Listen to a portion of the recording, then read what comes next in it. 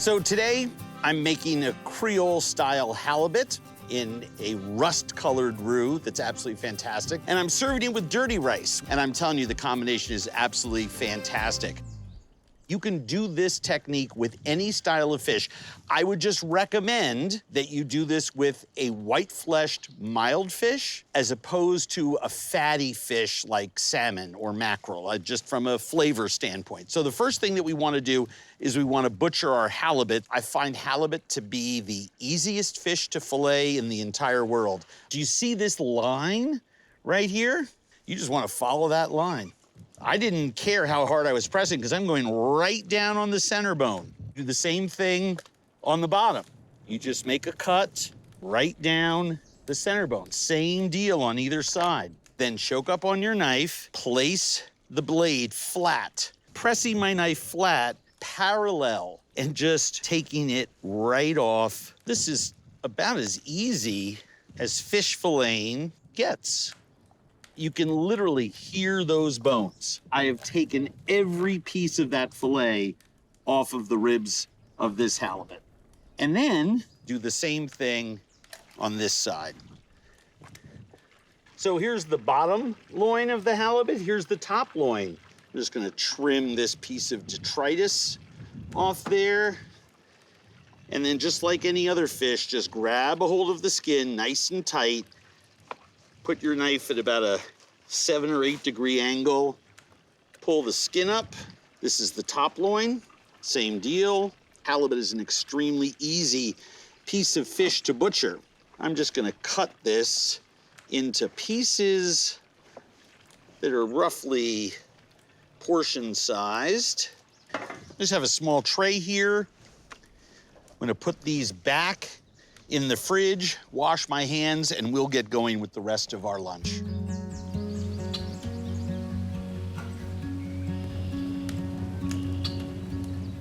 Okay, so the first thing I want to do is make my roux.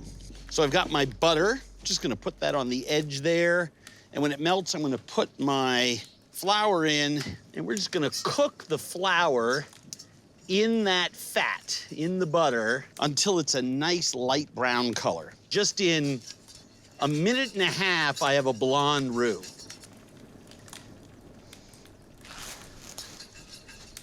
So my roux right now has turned a light brown, and so I'm gonna add our tomato paste, and that has caramelized almost instantaneously, and what's gonna stop that from cooking is all the liquid in my tomatoes.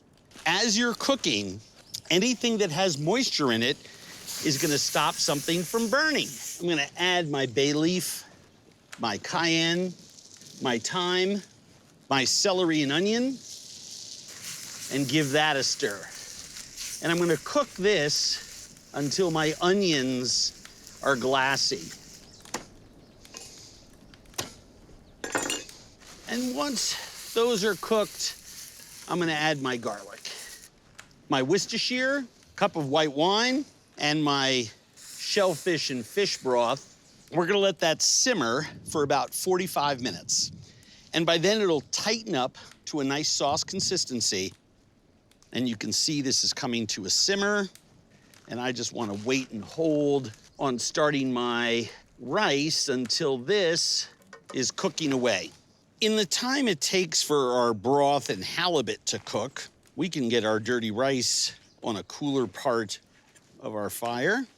I'm just chopping some bacon coarsely. What I'm really using this for is the rendered fat that I'm going to cook all my other ingredients with. So this goes on the other side of my fire. What's going to stop it from getting too crispy is adding my onions and celery and pepper, my holy trinity. I have a little bit of Cajun seasoning here. I have some peppers I'm going to cut, my rice, and my livers that are gonna go in there. That's why it's dirty. Cut some serrano pepper. The filaments and the seeds in the serrano pepper, while they carry the heat, most importantly, taste really good when they're cooked. This is a very mild pepper called a poblano. And you can just cut the core right out of there. Cut thin strips. You want everything small, right? Because we're going into rice. I'm just cutting this in 1/4-inch dice. Our broth is just coming along swimmingly. It's getting thicker, it's reducing. Our bacon is rendering. The next thing that we want to do is we want to cut our chicken livers. So we want liver minced really fine to season this. I think that's going to be perfect for the amount of rice that we're making. Let's see how our bacon is. Oh, that is perfect. Onion, celery, red pepper, my Cajun seasoning, my poblano pepper. Give it a stir. The pot has so much thermal momentum. It's not burning anything, it's just cooking everything really fast, right? So those onions are glassy, the peppers are glassy. Add your livers, and then give that a good stir. You see why this is called dirty rice, because there's all that other stuff in there. The heat from all of the vegetables is cooking that finely minced liver almost instantaneously. Our broth is starting to have some body to it. We're just gonna keep stirring that. Our rice goes in, and I actually like to cook the rice for about 60 seconds, 90 seconds in there, so it gets hot too before we add our broth. And the last thing that I want to do before I cover this is season it. A little bit of salt. We're just gonna let this come to a nice, strong simmer so we get some even cooking, and then we're going to place it in those dying coals.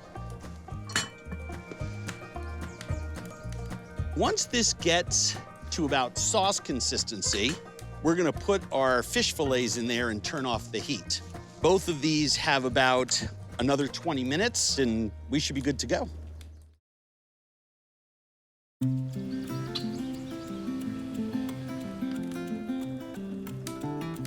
All right, our soup is done. I'm gonna add our crab. That just has to be warmed through, and you just got that beautiful sauce consistency there. We're just gonna cook with ambient heat. So I'm just gonna put some portions of halibut into our broth and just push them down into the liquid itself. All I wanna do is make sure I see some little bubbles in the middle there, and then I'm gonna move it down to the floor of the fire to just let it rest at 200 degrees.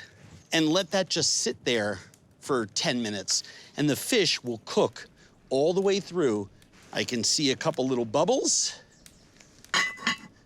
And just put that down. Let's take a look at our rice. Oh, baby. Perfect. Just a little bit of crusting on the fire side. That dish doesn't get any better looking than that. Wait about 7 more minutes and it's lunchtime. All right, so I like a little scallion just to garnish it. It's nice to sprinkle that and get a little fresh pop. All right. Just a little bit of nice crusties in there. Stir that around and fold those in so everyone can share.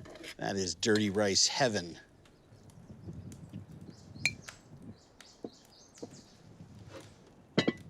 What I like to do is get a ladle of sauce in there, and then a piece of halibut. And that is absolutely perfect. It's just about controlling your heat.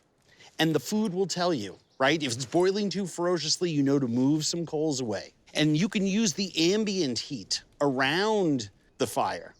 Oh, well, it is the perfect marriage of fish and fowl, because we have those chicken livers in there. That is just a whole different kind of awesome. The fish just flakes away perfectly. It's just cooked to the point of being done. And about all of the hot things that are in this, it's warm with heat, it's not spicy. The next time you're up in Alaska and you catch a big halibut, get a couple of these ingredients handy. You're gonna love cooking this around the campfire. And if you're bringing home a lot of frozen fish, you can just do this at home. Creole-style halibut with dirty rice.